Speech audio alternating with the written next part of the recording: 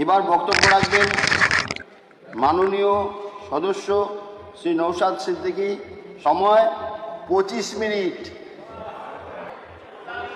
কথায় আছে না, ফেলে কেন দিবি যে ওকে দিয়ে দে। যেটা সাবজেক্ট বলার জন্য আমরা টাইম চেয়েছিলাম, আমি বিশেষ করে আমাদের দমকলের বিধায়ক স্বাস্থ্যের উপরে বলতে চেয়েছিলাম, সময় তো সেখানে দেওয়া হয়নি। আজকে ওই ফেলে কেন দেবে, দিয়ে দাও।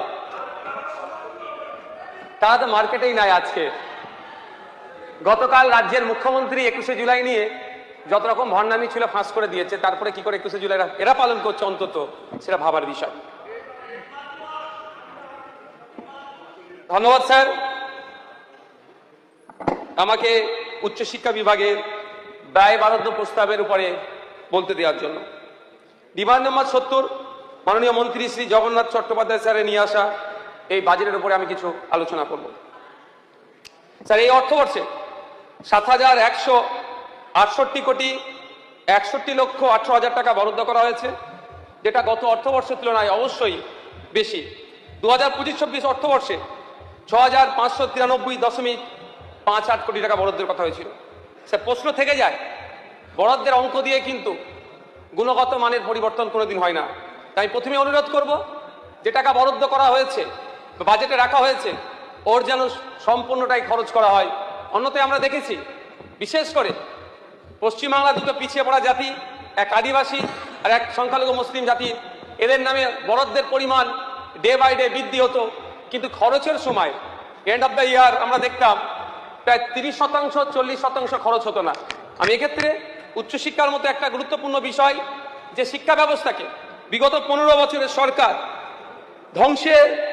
তিলে তিলে ধ্বংস করেছে, সেই ধ্বংসপ্রাপ্ত জায়গা থেকে টেনে তুলে নিয়ে আসার জন্য অবশ্যই সময় লাগবে, কিন্তু তার নির্দিষ্ট পরিকল্পনা হওয়া তো অবশ্যই জরুরি।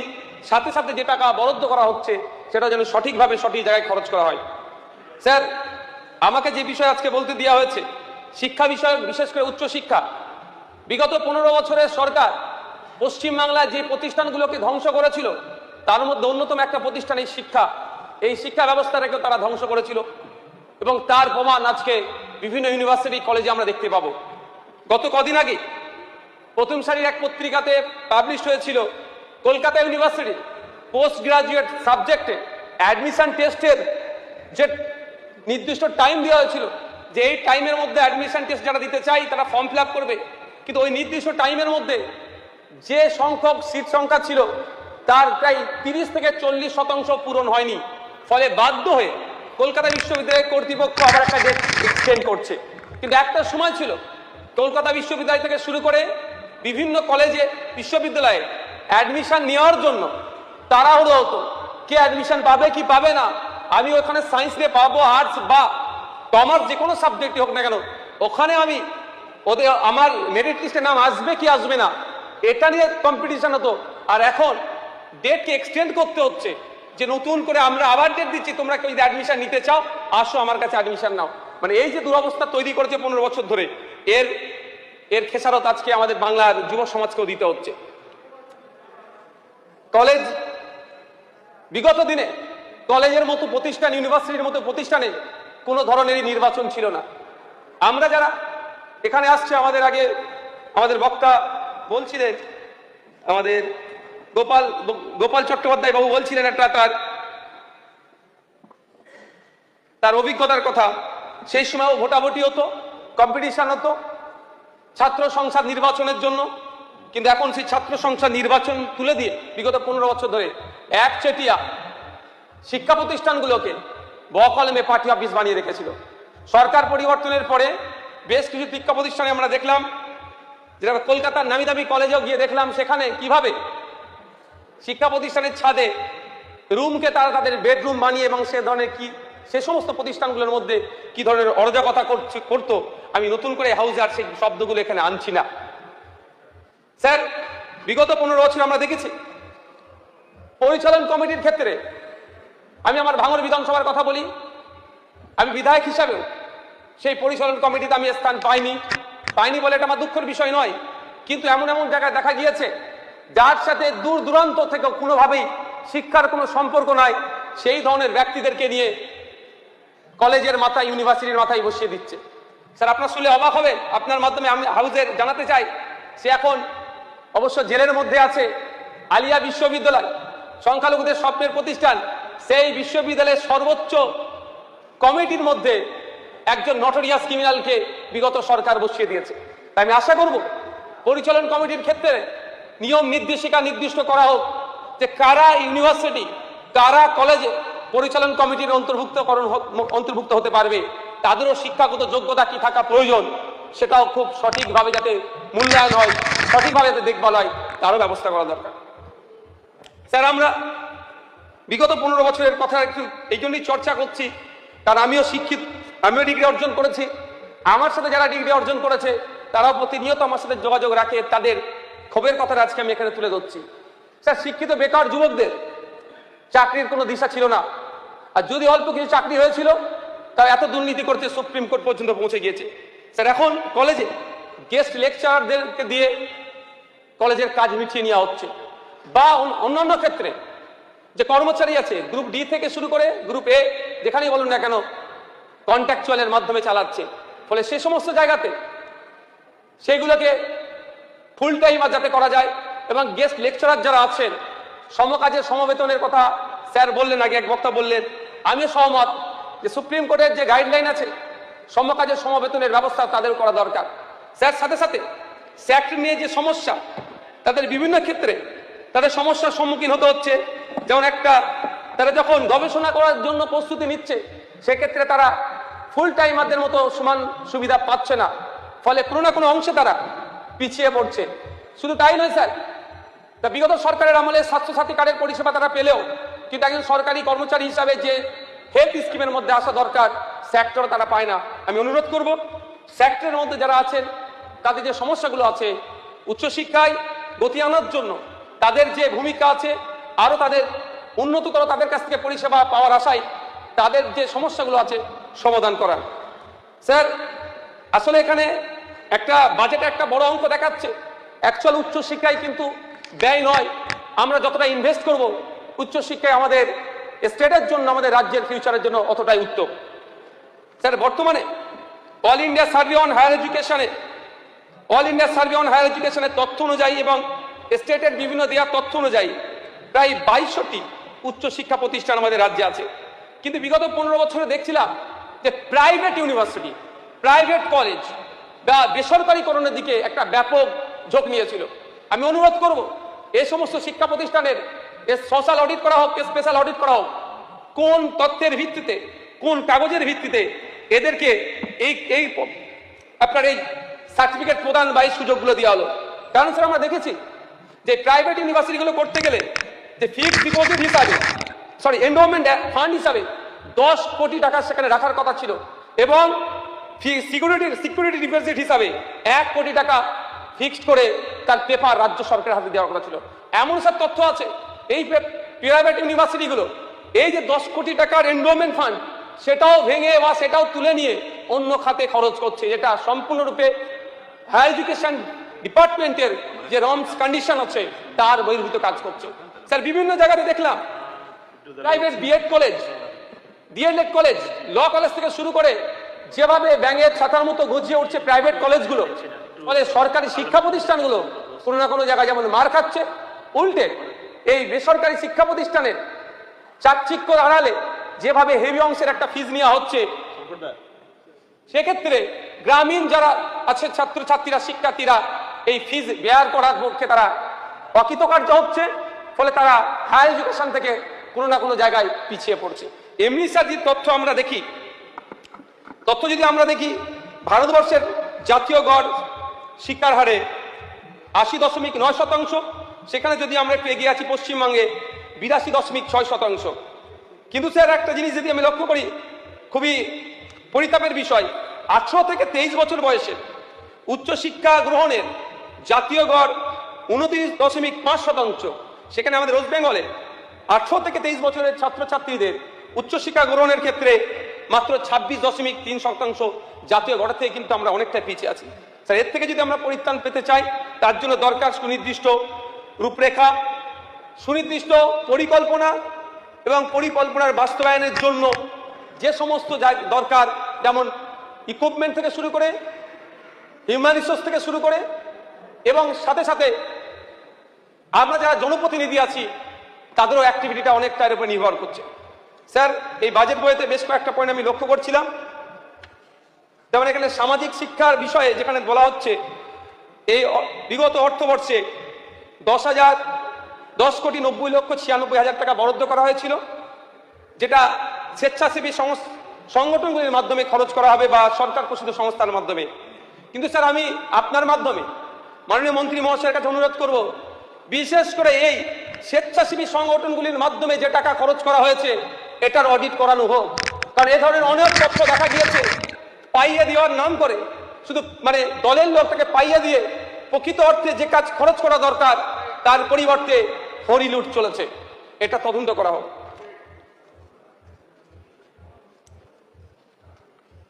স্যার, স্টুডেন্ট ক্রেডিট কার্ড প্রকল্পের কথা আমরা পূর্বেকার বক্তারা চর্চা করেছে। আমিও গ্রাম থেকে এসেছি, গ্রামীণ সমস্যা এটা একদম, যে কোনো রকম জামানত ছাড়াই সর্বোচ্চ 10 লক্ষ টাকা একজন ছাত্র শিক্ষা ঋণ হিসাবে পেতে পারে। কিন্তু এখানে 1,08,554 জন শিক্ষার্থীকে এই লোন দেওয়া হয়েছে বলে উল্লেখ থাকলেও আমি আশা করব জবাবে আসলে মাননীয় মন্ত্রী মহাশয় উত্তর দেবেন অ্যাপ্লিকেশনের সংখ্যাটা কত। এই অ্যাপ্লিকেশনের সংখ্যা দেখলে বোঝা যাবে কিভাবে এই ধরনের বৈষম্যের শিকার হচ্ছে। এই ধরনের অনেক ঘটনা আছে স্যার, যে অ্যাপ্লিকেশন করেছে, ব্যাংকগুলো একাধিকবার বিভিন্ন ধরনের ভেরিফিকেশনের নাম করে ডিলে করছে, তাদের কার্ড কাটছে। আমার তো মনে হয় এই সমস্যার সুরাহার জন্য উচ্চশিক্ষা দপ্তরের একটা নির্দিষ্ট গাইডলাইন করে দেওয়া দরকার, অথবা যারা যেই ব্যাংকগুলো সরাসরি ঋণ দিতে প্রস্তুত, ওই ঘুরানো টাইম কিল করা বাদ দিয়ে তাদের কয়েকটি ব্যাংকে দরকার লাগলে সে পলিসি তৈরি করে নির্দিষ্ট করে দেওয়া দরকার, অন্তত যারা অ্যাপ্লাই করছে ঋণ নেওয়ার জন্য শিক্ষা ঋণ তারা সহজেই যাতে পেতে পারে। স্যার, আমি বারবার বলে এসেছি বিগত সরকারের আমলে, এখানে দেখছি অবশ্যই পজিটিভ, যে আইআইটি আইআইএম এর মতো প্রতিষ্ঠান কলকাতা শহর থেকে দূরে করছে। অবশ্যই সবটাই যেন আমরা দেখছি কলকাতা কেন্দ্রিক হয়ে উঠছে। সেই শিক্ষা পরিষেবা নিতে, স্বাস্থ্য পরিষেবা নিতে হলেও আমাদের গ্রামগঞ্জ থেকে কলকাতামুখী হতে হচ্ছে। যখন না অল্টারনেটিভ আমরা ব্যবস্থা করতে পারবো, অল্টারনেটিভ শহর না তৈরি করতে পারবো, অল্টারনেটিভ শিক্ষা প্রতিষ্ঠান না তৈরি করতে পারবো, তাহলে গ্রামীণ এরিয়ার যে সমস্যাগুলো সহজেই সমাধান হবে না। আজকে ভাবতে অবাক লাগবে, ঝাড়গ্রাম থেকে একজন মানুষ যদি ক্যালকাটা ইউনিভার্সিটিতে আসে মাস্টার্স করার জন্য, তাহলে তার জন্য তার থেকে দুর্ভাগ্য আমাদের, আমরা যারা আইন তৈরি করার জায়গায় এসে বসে আছি। স্যার, এটাকে সাধুবাদ জানাই। শুধু এটা নয় স্যার, আরো যে শিক্ষা প্রতিষ্ঠান বাড়ানো দরকার, কলকাতা লাগোয়া নয়, প্রত্যন্ত এলাকাতে বেশি বেশি শিক্ষা প্রতিষ্ঠান তৈরি করলে যে তথ্য দেখা যাচ্ছে শহর থেকে গ্রামীণ এরিয়ার মহিলারা শিক্ষায় পিছিয়ে আছে, তাহলে এই বৈষম্য দূরীকরণ হবে। ঝাড়গ্রামে স্যার আদিবাসী বিশ্ববিদ্যালয় স্থাপনের কথা বলা আছে, অবশ্যই এটাকে সাধুবাদ জানাবো। এখানে বিরোধিতা করার কোনো জায়গা নাই, কিন্তু প্রশ্ন থেকে যাচ্ছে স্যার, আদিবাসীদের জন্য কত % সংরক্ষণ হবে, এর পলিসির কথা কিন্তু এই বাজেটে স্পষ্ট নয়। আমি আশা করব আদিবাসী সম্প্রদায়ের একটা হেভি অংশের মানুষের যাতে এই ইউনিভার্সিটিতে সংরক্ষণ থাকে সেটাও ঘোষণা করা হোক। শুধু তাই নয়, এটা কোন মাধ্যমে পড়ানো হবে? আদিবাসী সমাজের দীর্ঘদিনের দাবি সাঁওতাল মাধ্যম শিক্ষা বোর্ড, কিন্তু তারা এখনো পর্যন্ত পায়নি। আমি আশা করব সরকার আগামী দিনে সেটা নিয়ে ভাববেন এবং সাঁওতাল মাধ্যম শিক্ষা বোর্ডের ব্যবস্থা করবেন। কিন্তু এই ইউনিভার্সিটি কোন মাধ্যমে পড়ানো হবে, কোন সাবজেক্ট কি ডিপার্টমেন্ট থাকবে, সে নিয়েও কিন্তু ধোঁয়াশা থেকে গিয়েছে। স্যার, আমাদের ওয়েস্ট বেঙ্গলে নতুন একটা ইনিশিয়েটিভ নিয়েছে সরকার, অবশ্যই এটা খুব ভালো জিনিস, যে স্পোর্টস ইউনিভার্সিটি। বিগত সরকারের আমলে একটা প্রাইভেট ইউনিভার্সিটি, স্পোর্টস ইউনিভার্সিটির বিল পাস হয়েছিল, অল্প একটা কাজে শুরু হয়েছে। অবশ্যই স্যার এটা গুরুত্বপূর্ণ একটা বিষয়, কিন্তু শুধু একটা স্পোর্টস ইউনিভার্সিটি করে দিলে খেলার মান উন্নততর হয়ে যাবে, এটা আমি একবারের জন্য বিশ্বাস করি না। তার আগে স্যার ইন্টার কলেজ যে টুর্নামেন্ট হতো, ইন্টার ইউনিভার্সিটি যে টুর্নামেন্ট হতো, স্পোর্টস ফ্যাকাল্টি বা স্পোর্টস ডিপার্টমেন্টের যে দুরবস্থা আছে সেইগুলো কিন্তু আমাদেরকে দূরীকরণ করতে হবে। ইউনিভার্সিটিতে গেলে দেখা যাবে যে স্পোর্টস অফিসার সেখানে খুঁজে পাওয়া যায় না, সে পদ শূন্য হয়ে পড়ে আছে। এগুলো কিন্তু দ্রুততার সাথে নিয়োগ করতে হবে। স্যার, জাতীয় শিক্ষানীতি বাস্তবায়নের কথা, জাতীয় শিক্ষানীতি নিয়ে অনেক বিরোধ আছে, অনেক মতামত আছে, অনেক ডায়লগ বিনিময় আছে, কিন্তু এখানে যেহেতু এনইপি 2020 বাস্তবায়নের কথা বলা হয়েছে। স্যার, বাস্তবায়ন করতে গেলে যেগুলো দরকার, সর্বপ্রথম প্রয়োজন শিক্ষক, পরিকাঠামো, রিসার্চ গ্রান্ট, একাডেমিক সংস্কারের জন্য যে নির্দিষ্ট অর্থের প্রয়োজন, এই বাজেটে কিন্তু স্যার সেভাবে উল্লেখ নাই। স্যার, উচ্চশিক্ষায় নারীদের ক্ষমতায়নের জন্য যে প্রজেক্টটা নিয়ে এসেছে অবশ্যই স্যার পজিটিভ, কিন্তু এখানে আমি একটা কথা বলতে চাই, শুধুমাত্র নারীদের এই উচ্চশিক্ষায় নারীদের পার্টিসিপেন্টের কথা বললে হবে না, ডেটা কিন্তু স্যার আলাদা বলছে। নারীদের থেকে স্যার উচ্চশিক্ষায় ড্রপ আউটে পুরুষরা মেল, যেখানে উচ্চশিক্ষায় all India survey on higher এডুকেশনের তথ্য অনুযায়ী উচ্চশিক্ষায় ড্রপ আউট মেল 18 to 23%, আর ফিমেল 13 to 17%। আমাদের মতো ছেলে যারা আছে তাদের জন্য তো কিছু প্রজেক্ট নিয়ে আসতে হবে। তারপরে বলবো স্যার, বলছি স্যার, এখানে যে 50,000 টাকা করে গ্র্যাজুয়েশন কোর্সে ভর্তি হলে 50,000 টাকা দেওয়ার কথা বলা হয়েছে। আমি আবার রিপিট করছি, এই হাউসে বলেছি, এককালীন এই দেওয়ার আমি বিরোধিতা করব।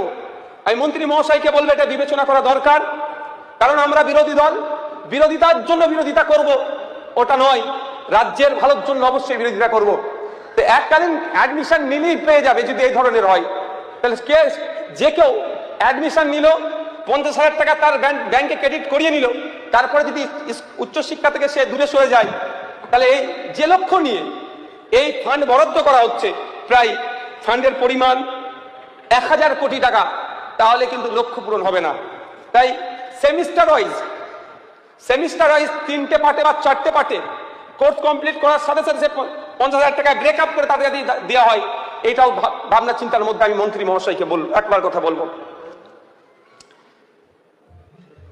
স্যার, বলছিলাম যেটা, যে ছাত্র পুরুষরা, বিশেষ করে মেল স্টুডেন্ট যে কতটা ড্রপ আউট হচ্ছে, 2023-24 অর্থবর্ষের all India survey on higher এডুকেশনের সেন্ট্রাল পোর্টালের তথ্য অনুযায়ী সেন্ট্রাল পোর্টালে ওয়েস্ট বেঙ্গলে 3 লক্ষ মহিলা এনরোল করেছিল, সেখানে পুরুষের সংখ্যা মাত্র 2.3 লাখ, প্রায় 70,000 পুরুষ ওখানে কম আছে।